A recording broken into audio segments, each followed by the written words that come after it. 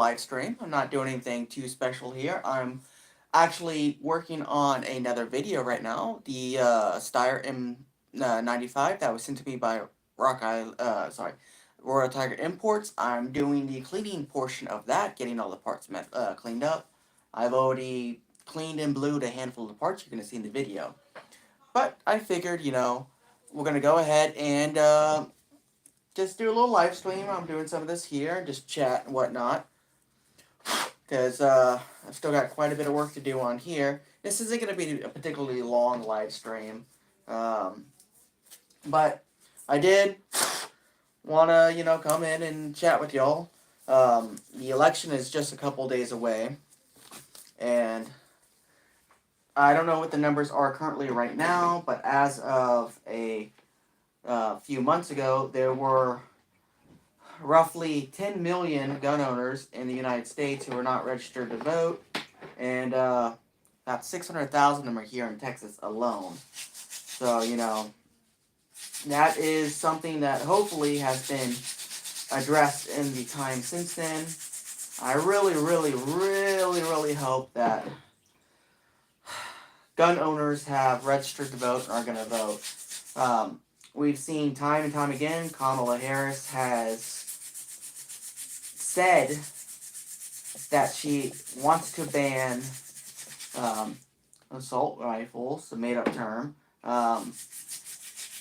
and she has backpedaled on that multiple times. Even just recently on one of the podcasts she was on, she said that she doesn't think that she doesn't believe that anyone should have their guns taken away, and no one's taken their guns away, yet she has directly,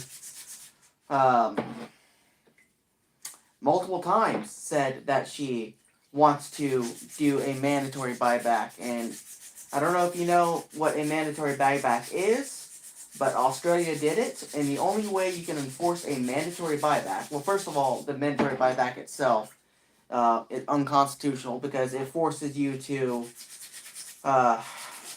turn in your firearms under threat of legal action and go into prison. And unfortunately, the only way to enforce a mandatory buyback is, guess what? A gun registry, which is why they want the universal background checks, because universal background checks are the back door to creating a gun registry.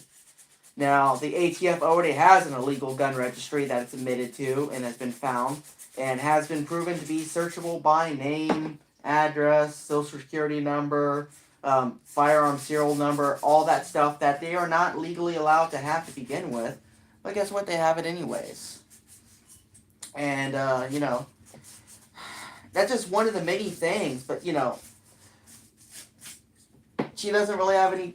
She doesn't run on policies. She doesn't have any policies that are revealed that she can actually talk about as to, how they're actually going to do anything.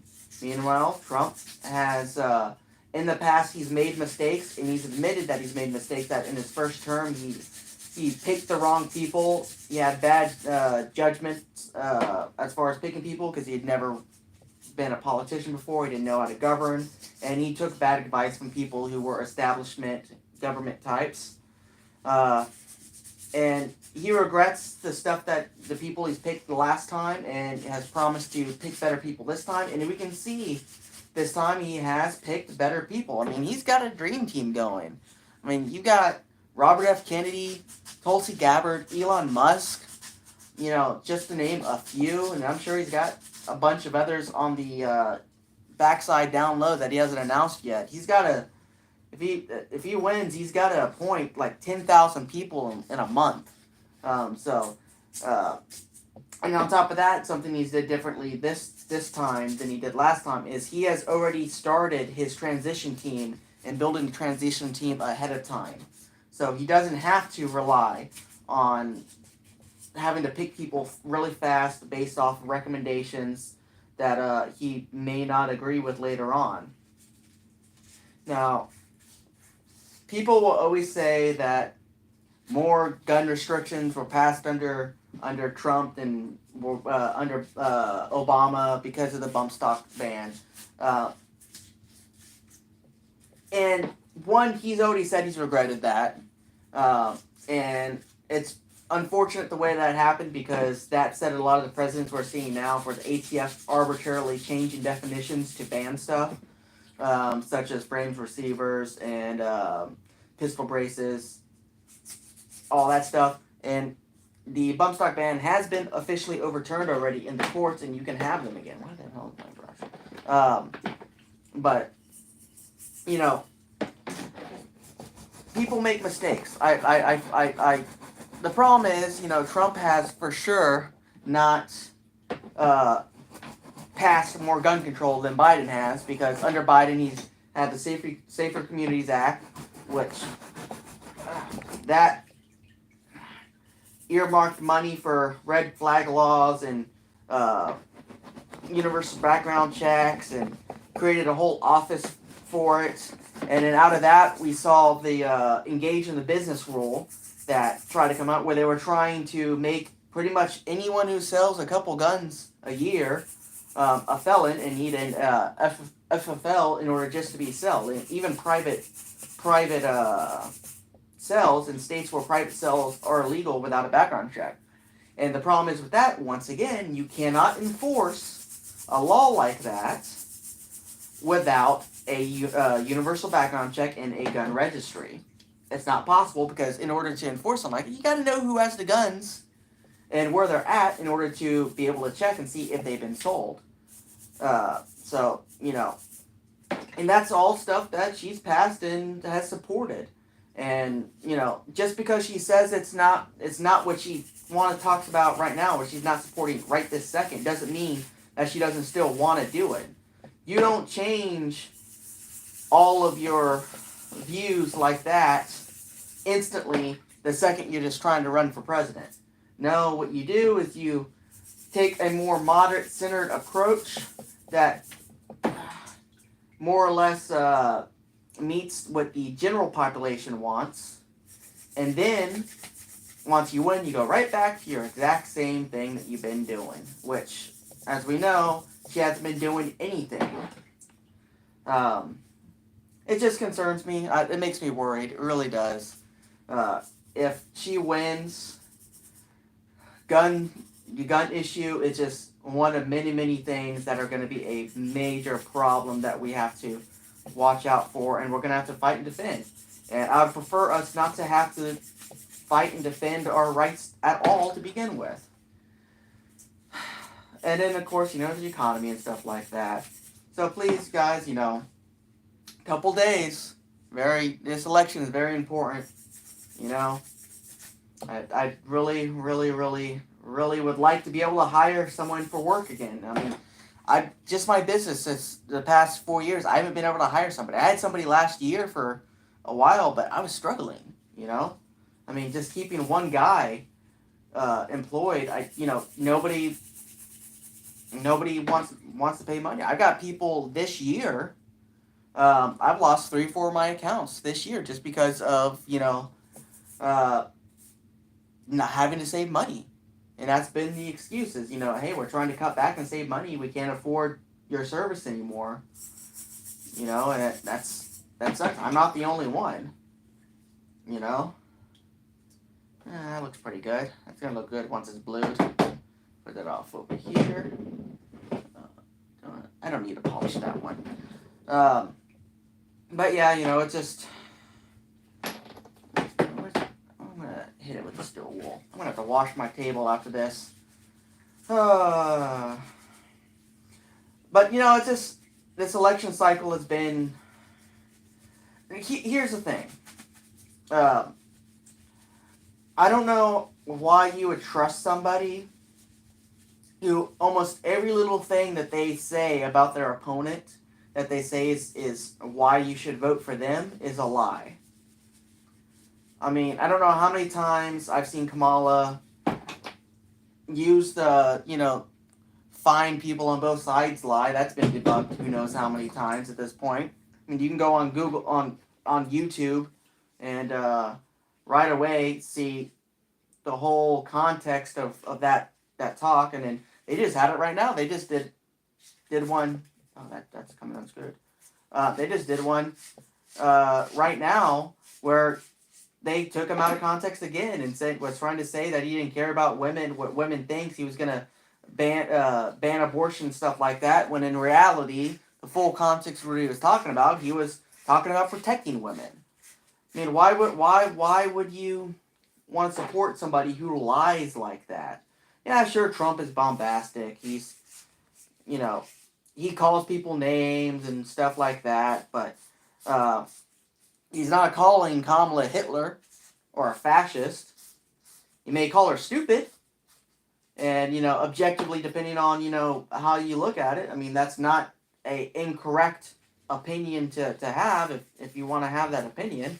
She isn't very smart. She doesn't show policies or anytime you ask her a question, about any of her policies, she always goes with, well, I grew up in a middle class family, and I had two mothers, and they worked hard, and they were small business owners. That's how she starts every one of her questions, guys. Come on. It's hilarious. It is honestly hilarious to watch, but still, it's to think that somebody like that will run the question, and then they constantly say, they don't want. We're not going to go back. We're not going to return to Trump and all that stuff like that. But her getting reelected would be going back to returning to what it's been. I mean, she's in power right now. She hasn't done nothing. Everything she says that she could do, she could have done in the past 3 months that she's been, at the top of the ticket. Ever since she kicked out Biden, she could have helped with the pricing crisis and inflation. She could have talked to Joe and made him do executive orders. She has the power right now. But the thing is, though, she doesn't want to do anything because she wants to run on proms. And that's the funny thing is, she claims that is what Trump wants to do, that he wants to run on problems instead of fixing the solutions, but she's the one who created the problems. Oh, I'll be honest with y'all, if she wins, I really don't know. Things are going to be, I don't know. I honestly do fear and am concerned about what will happen if she wins. It's going to be a pain to do. I am hoping that Tuesday night we get good news and we don't have to worry about, we can start worrying about, our economy getting repaired and getting out of these proxy wars and sending our money to Ukraine and all that stuff like that. I feel sorry for people in other countries and stuff, but we're suffering here in America, and our politicians should worry about us first and not people around the world. And especially when it comes down to, to our rights, I mean, I'm sorry to tell you, above anything else, our rights need to be preserved. And if you're going to sit there and run on taking our rights away, I'm sorry to tell you, but you don't get my support. And she's even talking about if she wins, creating a new agency just for censoring speech. She calls it, disinformation.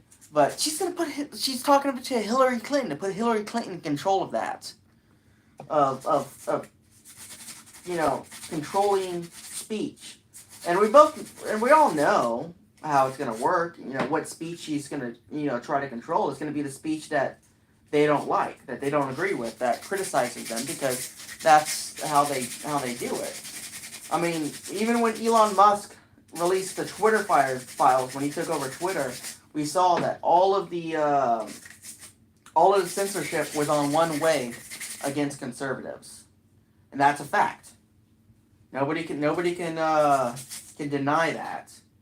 So I'm sorry to tell you, but I don't want somebody who literally one of their campaign promises is censoring free speech. And it's funny because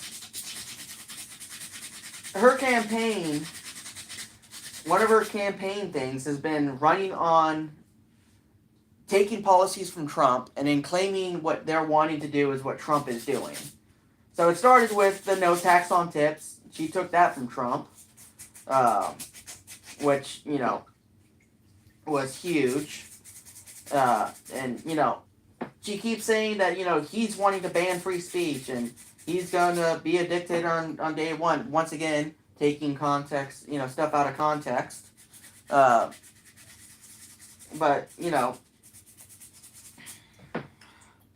it just baffles me.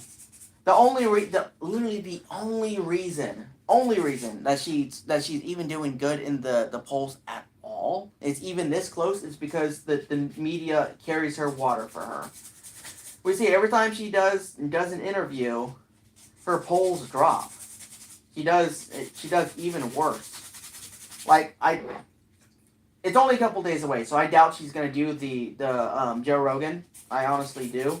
I don't see it happening. He invited her, and he said that she hasn't responded yet, but she hasn't said no. But I don't see it happening because I don't think she would be able to handle even normal conversation. She doesn't know how to react to even normal conversation. It's crazy. Yeah, so take a look at that. That's where we're at right there. We've got polished up, and that's where we haven't done anything yet. So, but yeah, no, it's crazy. It's concerning. I'm really worried. Now the good thing is, whether you believe it or not, there was some shenanigans that took place in 2020. It was proven. Whether it was enough to affect the election or not, don't know. But there was stuff that happened, and stuff has been proven. But good thing is, they don't have COVID this time around to use the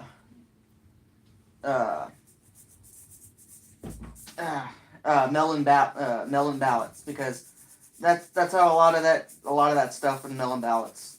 Now, on the Republican side, things, the good thing is voter registration for Republicans is way up from 2020. A lot of the swing states have more Republicans registered this election season than what we lost by in those states in 2020. So that's a good sign. And then also the early voting numbers have also been very positive for Republicans, which also historically isn't true, isn't accurate, because historically early voting tends to bend towards Democrats in Democrats' favor. So that's something good. Another bit of good news is if you look at the polling numbers for Trump right now in 2024, and then you compare him to 2020 and 2016, he is far outperforming his polls from both previous elections. And then also, if you take what the actual polling numbers were at the election versus the polling, he normally, in the past two elections, he averaged about 5 to 6.5% above what the polls were before the election. And right now, he's polling much higher than he did in both elections. So if this, oh man, I just cut my glove. Now my hand's gonna get wet. If he continues to perform as he is right now in the election, then it doesn't really matter if they cheat. They would have to cheat so much in order to win that it would be blatantly clear that they cheated. So, I mean, that's a good thing. I mean, there's a lot of good positives, but we can't be complacent. So please, go out and vote. You don't have to like everything about Trump. You don't have to like his personality, but everyone can admit that under Trump, we were better off. The economy was better. no new wars, the first president in 4 decades to not start a new conflict of any kind, um, you know, uh, or be involved in a new conflict of any kind. Uh, Unemployment was at an all-time low. The border was the most secure it had been practically ever. And, he has a record to run on. And the thing is, though, if you look, just compare the record between Kamala Harris, these past almost 4 years with her and Joe Biden, and then compare it to Trump, and there's honestly no comparing the two presidencies. Um, Donald Trump just had a better, more successful, more peaceful presidency. And that's what we need again. We need to be successful. We need peace. We don't need to be involved in proxy wars. We don't need to be sending $120 billion to fund other wars. Now, do I agree that Ukraine and Israel have the right to defend themselves? Of course I do. Do I believe that they have the right to fight back against oppressive governments who are trying to take over their land, or against terrorist organizations that are killing their people? Of course I do. But we don't need to be sending our troops over there. It's not our war, it's not our fight. And we certainly don't need to be sending all of our tax dollars over there when the people of America themselves are already struggling as it is, with inflation and everything else. So, you can take that as you will, however you want to take it, but that's just my opinion. We don't need to be involved physically in those conflicts. We can support. And what I would like to see is maybe have NATO start covering some of the bills on this stuff here, which, with the Ukraine war, that could be a little inflammatory because, that the whole Joe Biden trying to get Ukraine into NATO was one of the reasons it all kicked off to begin with, which I understand. But we shouldn't be footing the entire bill ourselves. We're not the world's checkbook. That's just my personal thoughts. Now, do I want Ukraine to win? Sure. Their government's pretty corrupt as it is right now. But, do I want Israel to win and get rid of Hamas? Yeah, of course. Terrorist organizations don't need to be controlling people, The October attack was horrible, and, anyone who supports it, I'm sorry to tell you, you're supporting a terrorist organization because that's what Hamas is. But we really, I don't know, I worry. I'm going to be stressing out Tuesday night. I really hope that we can get back to what I really would love would be for the news to be the news again and not be a shield for one particular political party like it used to, and actually show the news and not carry the weight for any politician or anything like that. That's what I want again. I want America to be America again. It hasn't been America. America has not been the same for the past, I'm going to say minimum 8 years, but probably closer to 16 when a lot of the stuff that has led to where we are right now has began. A lot of it began under Obama.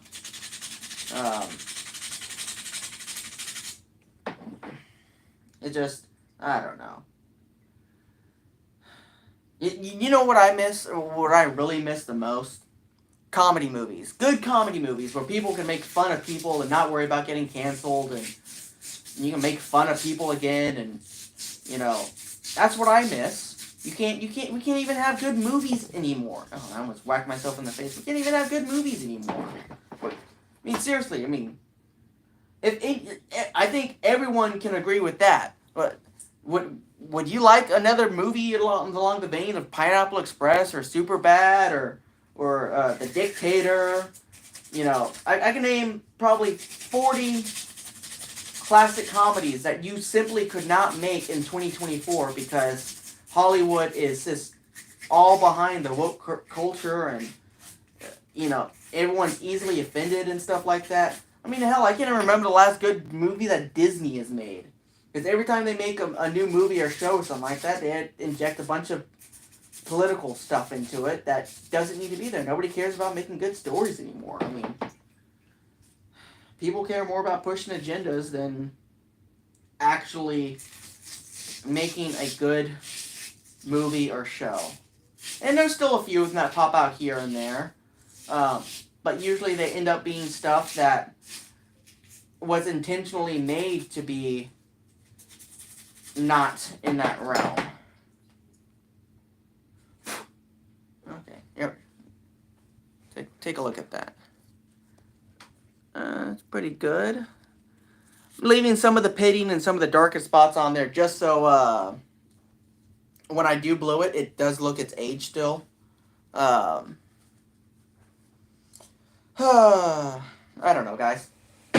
But I'm going to start wrapping up this little live stream. I just wanted to talk to y'all for a few minutes.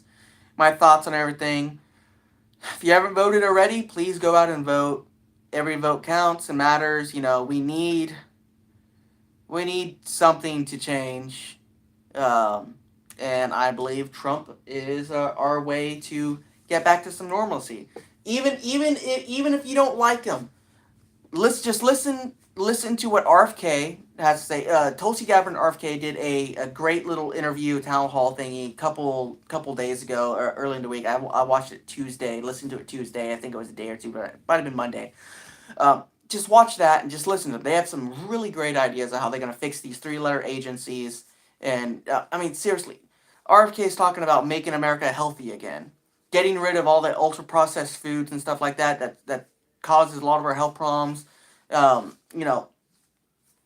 can you be against that? Okay, I'm not going to lie. I like processed food. I like my microwave burritos and all that stuff like that. But we really do, as a country, need to reassess what it is we eat and how it affects us as a community, as a whole.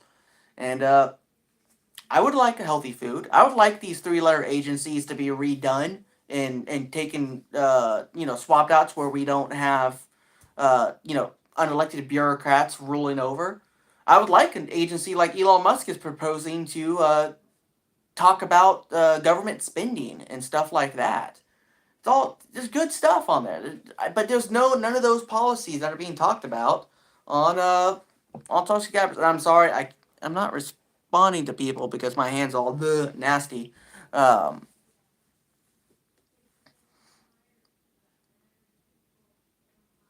Yeah, no, I agree. I do like back when people didn't talk about stuff.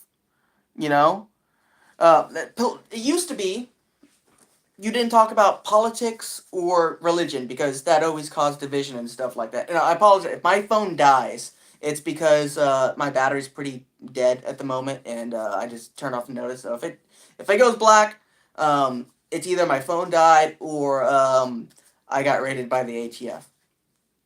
But yeah, no, I miss the good old days. I'm 34, whatever. But I remember when I went to high school, stuff was just different. Yeah, no, and see that's what I have a garden here at my house. I eat a lot of my own vegetables that I grow that actually grow and stuff like that. But no, there's no reason to be against a healthy America in getting on these processed foods. You know, yeah, Monsanto, yeah. But like a lot of the stuff we eat is banned in Europe. It tastes good, but I mean, we got food scientists for these big companies. A lot of these companies, believe it or not, these food companies started out as pesticide companies and then started buying the food companies in order to, start increasing their profits. You know what? Give me just 1 second. I'm going to see if I can get a charger on my phone here. That way I don't lose y'all because, I would like not to, lose y'all just yet. Give me just 1 second. See if I got a cord that'll reach over here.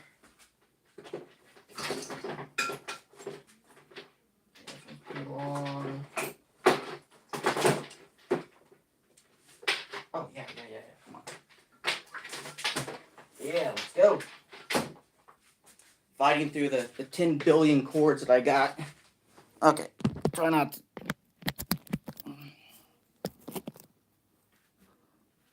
And I have no idea whether my phone's actually charging or not. I'm going to assume it is. Alright, but yeah. No, it's just... I miss America. I miss the America I grew up in the 90s and early 2000s. That's what I miss. I honestly do. I can't be the only one. I can't be the only one who misses good comedy movies coming out once a year. I mean, what was the last really good funny movie you can remember coming out that wasn't politically correct? I'm trying to think. I can't think of one off the top of my head, but it's been a while. I just miss that stuff. I miss it a lot. But anyways, guys, I see everyone that was here a second ago has taken off, and I don't blame y'all. I am boring, and I wouldn't want to look at my face either. But anyways, guys, y'all have a good one. Check out, I got this video for the Steyr coming up here soon from Royal Tiger Imports. I'm doing the bluing and stuff like that. So that's going to be up here in a couple days. And y'all guys go out and vote. And vote however you want to vote. But, vote for common sense, for actually trying to fix stuff. Anyways.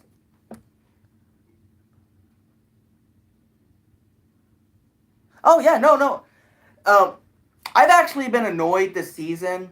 I started my garden a little late this year, and I've always grown peppers and tomatoes, and for some reason, I could not get tomatoes to produce this year. My peppers have been doing great, but Grandma's boy. Yeah, but that wasn't super recent though. That was still what, 2006.